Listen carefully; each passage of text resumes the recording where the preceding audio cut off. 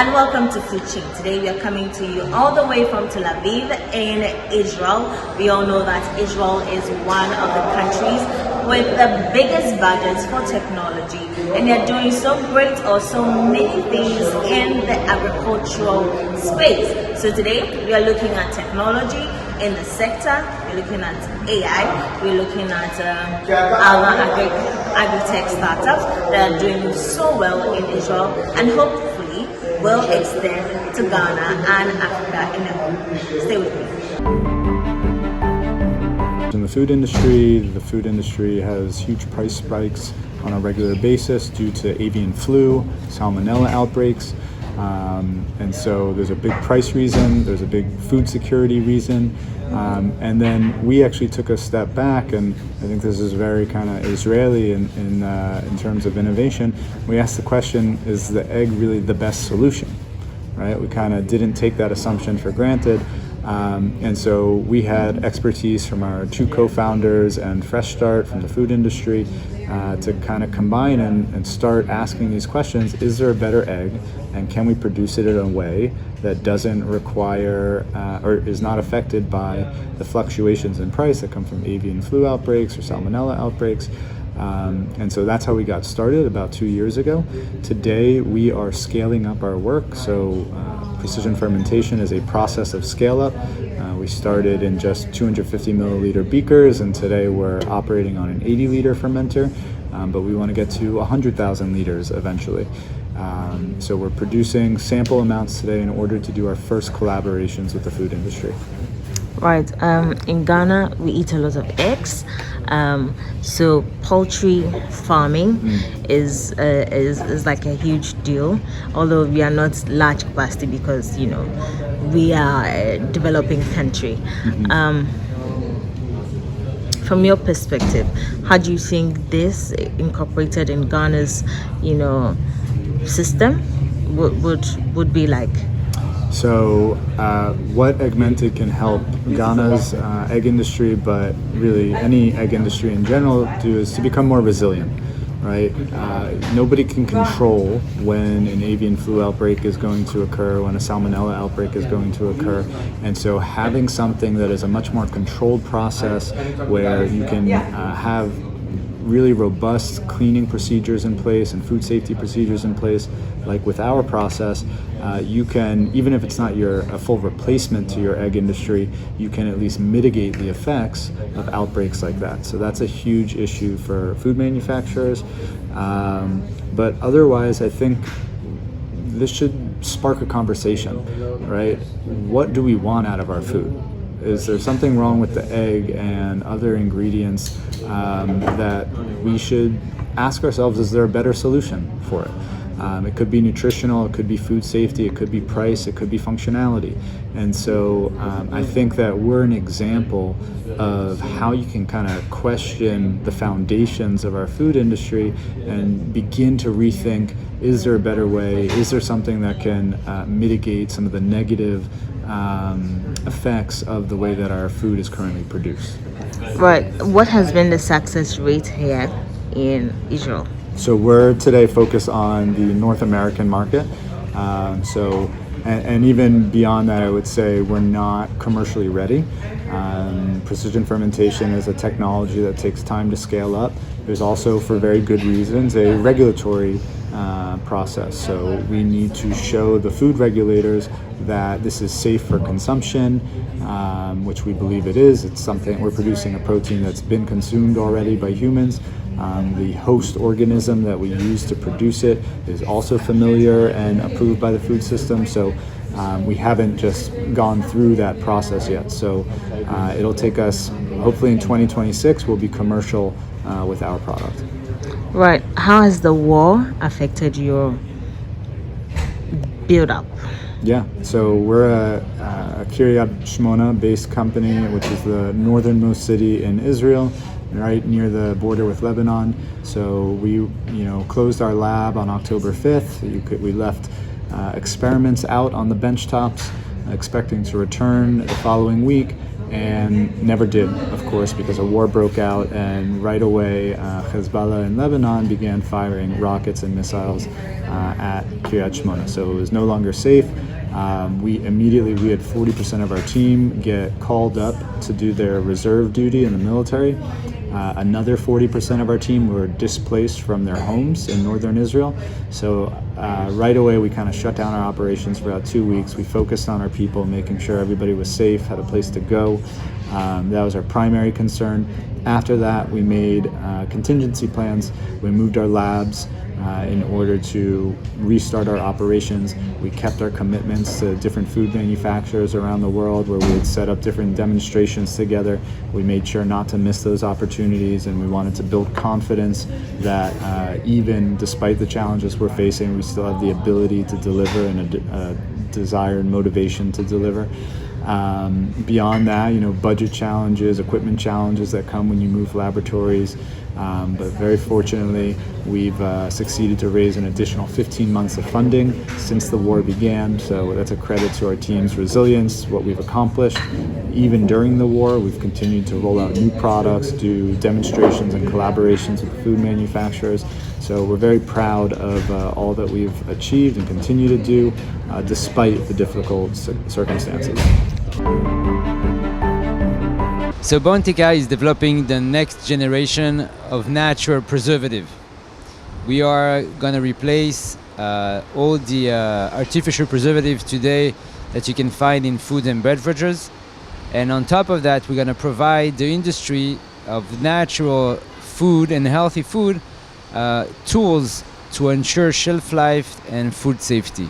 So Bontia started in university. It's a collaboration between Tel Aviv University and Hebrew University. And in the end of 2019, the co-founders came together and decided to set up a startup company. And since then, the company was incubated in the Fresh Starts incubator here in Israel. So the ecosystem here in Israel for startup is pretty amazing. You really have all the platform to support innovation, to support the funding. We are kind of an example of early stage, where we have this incubation stage, which is a very difficult and challenging stage, where you're really taking an idea with a very beginning of proof, and you need the funds and the support of the industry and the input from the industry to take it to the next level and the next funding milestones. And you can find here in Israel. Here we are with Fresh Starts, but the ecosystem here is really supporting. By the way, it's pretty easy to go to any of the largest food producer in Israel, knock on the door, and ask for help, ask for advice. Everyone is here to help, so it's pretty amazing. So far we raised a bit more than $1.1 million in part of the incubation program, and we have now secured another 1.3 million in a safe form, and we expect to close the year with another 700,000. So it will. So that's what we have so far. Sure. So the medium goal will go now to have a significant proof of concept. I would say pilots with an industry player. We actually now, as we speak, in the process of signing such collaboration agreements with a very large provider, ingredient producer for the bakery, patisserie and chocolate industry.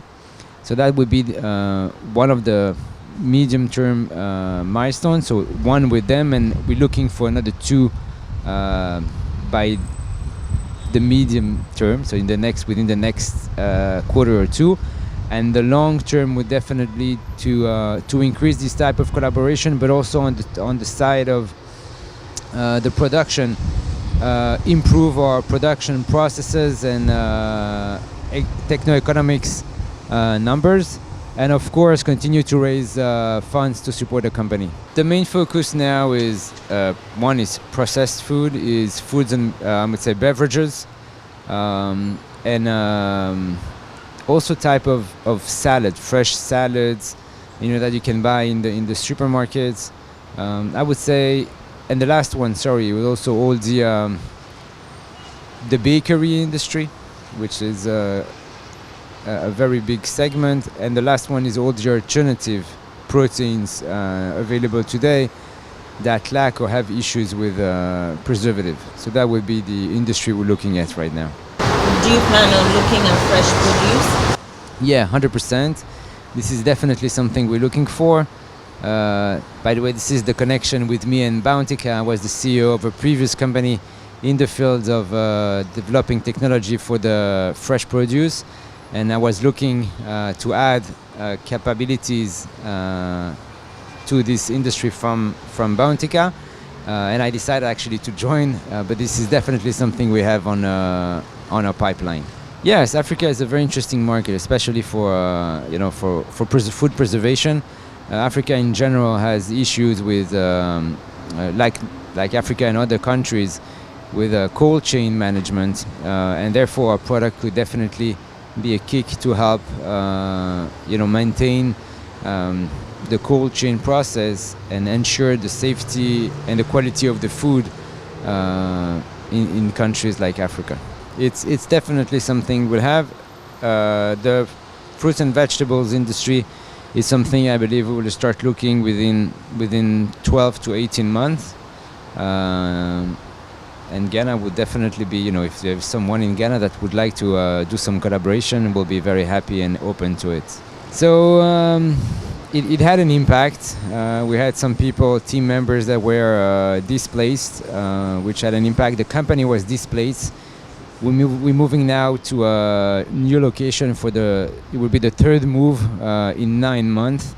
So it has been very challenging, had a very bad impact on our burn rate. Personally, I've been in reserve duty for many months. But happily, we can count on the people here. They're not only, workers or team members, we are family, and that's why we support each other, and we're making sure that we can provide help to all team members, and we are very oriented on making sure first security and also how they could manage with personal issue at home. So hopefully, happily we can say we are successfully make it work so far. We serve customers that grow permanent crops. So citrus, oil palm, eucalyptus. We started to support sugarcane as well. So it's not tree, but it's a new crop that we support. Almonds, pistachio, all sorts of trees, yes. So we are using a direct sales, contacting leading clients in different regions, and we also have partners all around the world. So we co-founded the company in 2017. The journey is amazing because we serve customers all around the world, and we learn a lot, a lot about different cultures, different methods, different science. So it was a great journey with a lot of, I would say, interesting challenges for us. What makes our solution unique is our ability to do a very high granular digital twin of the farm, and based on that create applications that really give a significant ROI to the grower. Yes, our core technology is based on computer vision AI, but we also have predictive analytics and SaaS and cloud solutions as part of our suite of applications. Yes, so trees obviously are susceptible to weather, pest and disease issues, and nutritional problems. Our solution, due to the high resolution images that we take, it allows us to identify the weak trees and the healthy trees in the block, and from that help the farmer do a better crop protection program and also better estimate the yield at the end of the season. The drone technology allows us to cover a lot of area in a very short time. We use drone to take imagery from above at a very high resolution of around 2 centimeters per pixel. We also use mobile application or mobile device to take imagery from the ground. We have clients that are with us for more than 4 years now. We get an amazing feedback and great adoption. It's not easy to adopt technology in agriculture, especially in the field where the people are not used to use digital solutions as their day-to-day operation.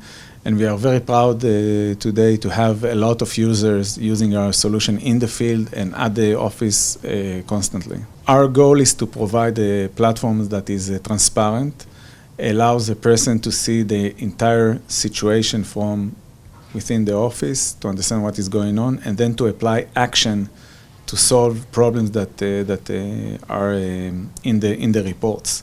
Our solution basically brings everything together and allow a lot of people to collaborate in order to fix problems in the field.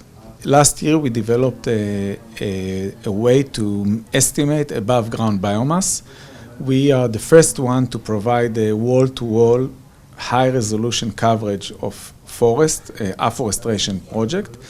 We did this project in the Mississippi area with a partner where we covered the 130,000 acres of land, and we created a very high accuracy estimates for above ground biomass. This estimate can translate the above ground biomass into carbon credits. So first, the goal is to help the farmer. This data eventually mount into insights that we can use. So for example, all the historical data that we are getting is excellent to do the estimation for the yield. The more data you have, the better yield forecasting solution you have. So that data on the short term serve the customer to fix things immediately, and on the long term, it helps him predict what is going to happen. Another example is disease. So with that data, when you log that data over a few years, you can estimate the disease trends and start to take actions before they actually happen. First, we collect very unique data. So that is one part, and we provide the reports. But it's not enough. In order for these reports to bring ROI to the customer, we also couple those reports with tools. And we have different tools to address different day-to-day operation that the growers have. So for example, all the pest control programs are supported by our tools. The harvesting program are supported by our tools. Sorry. The nursery orders are covered by our tools. So our goal is to bring the data, create the insights, and then couple it with the tools to act on that data. The first stage is digitization. Okay, so the first thing that we are doing is making sure that your entire farm is digitized, end to end. Okay, every tree, every acre, everything is digitized. At the end of this process, we are meeting with the customer, we shake hands, we are saying, congratulations, you are now digitized. Okay, your business is digitized. So that's the first step. The second step is we are doing training to the different users in the system. We show the grower how to create plans based on the data that we generate. We also show the workers in the field how to report from the mobile device based on missions that are created by the managers. We do a training session. Usually it takes 2 to 3 months to train the different people that are involved. It can be 20 people, 50 people, 100 people that are getting trained. And then once this phase, we finish with the training, we basically start monitor ROI components for the customer. So how much time is saved on different operation, how much resources is saved, how much machine time is saved. All the things that are defined together with the customer beforehand, we start to track it, and then at the end of the year, we come with a report that shows how much money was saved on a different operation. We already have discussions with different companies that are operating in Africa, in oil palm. We have partner in South Africa that works together with citrus growers and almond growers, and we want to expand as much as possible. We added different crops recently. It allows us to address large growers in Africa. And we hope to do more business there, absolutely. So first, it's a tough situation. We are affected both by the war in Ukraine because we have good friends and partners in Ukraine. And also, of course, here in Israel, some of the people are called for duty. And definitely it impacts our ability to scale.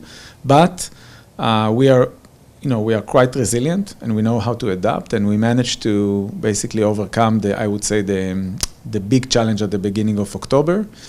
And we feel now with our partners all around the world that support us, we feel very confident that we can grow in a healthy way.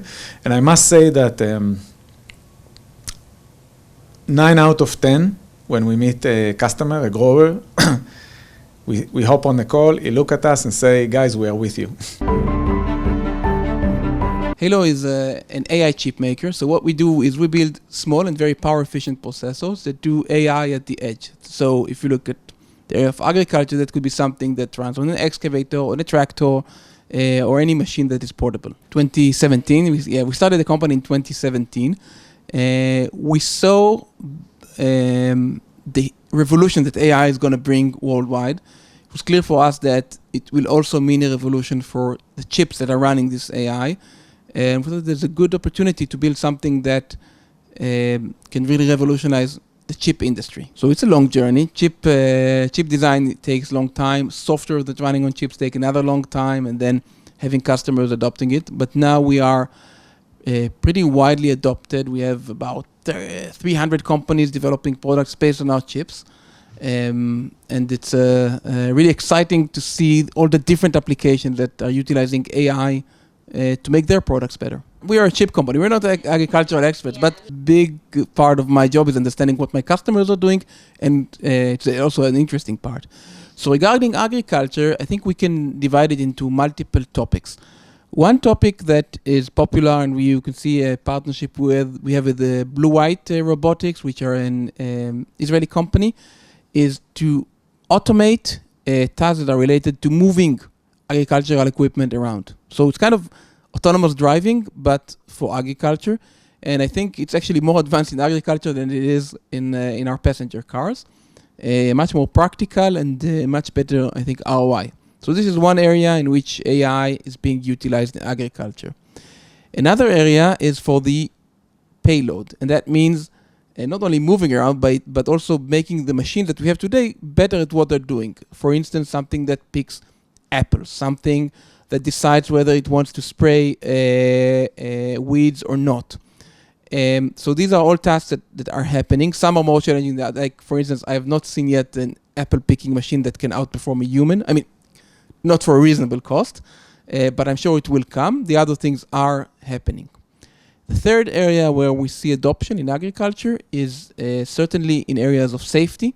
So naturally, agriculture, construction, all these areas also have risk for the workers, and actually it's similar to the way the automotive industry is dealing with ADAS, with driving assistance systems. So you can do the analogy of that for agricultural machines, and I think this is something we're going to see worldwide deploying in the coming few years, and maybe becoming regulated at some point because it's very valuable from safety perspective. I think these are the main areas where AI is really being adopted in agriculture today.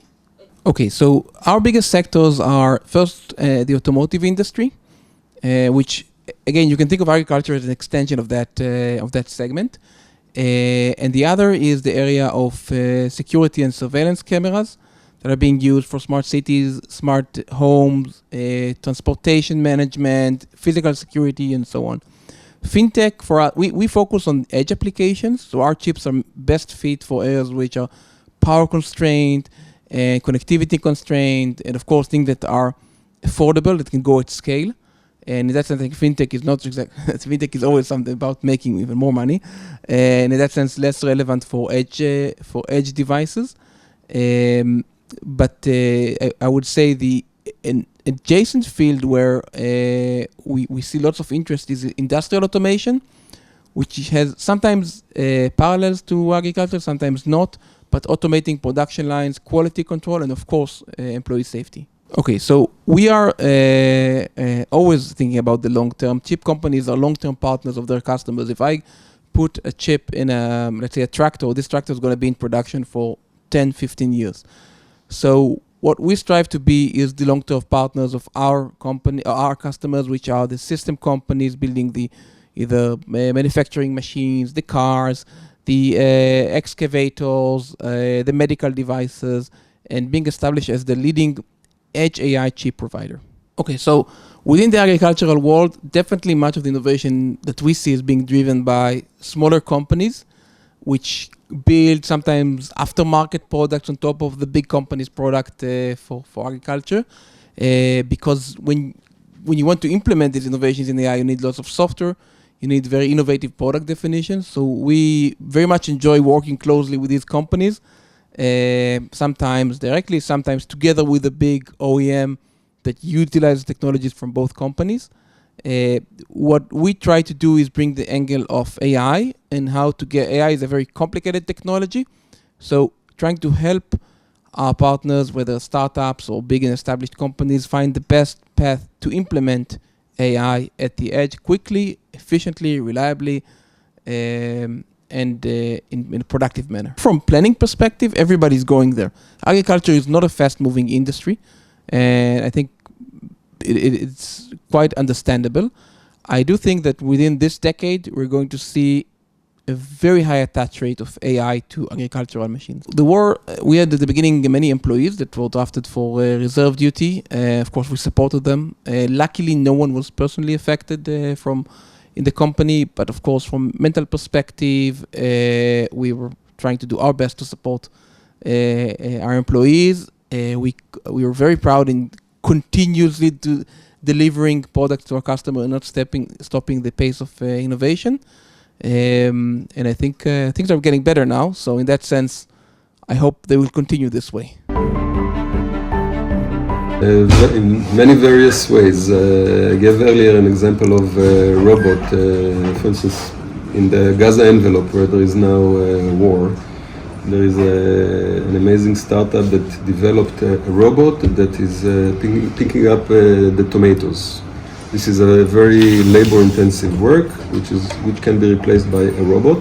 A robot is, first of all, obviously the hardware, but also operated by artificial intelligence that needs to know how to identify the tomato from the bush and how to pick it up and so forth. So this is one way of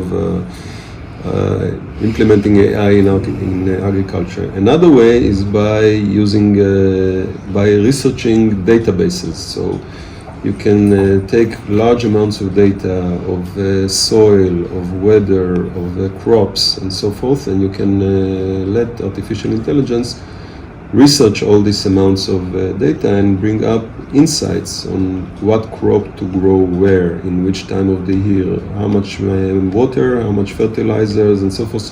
So you can optimize the work of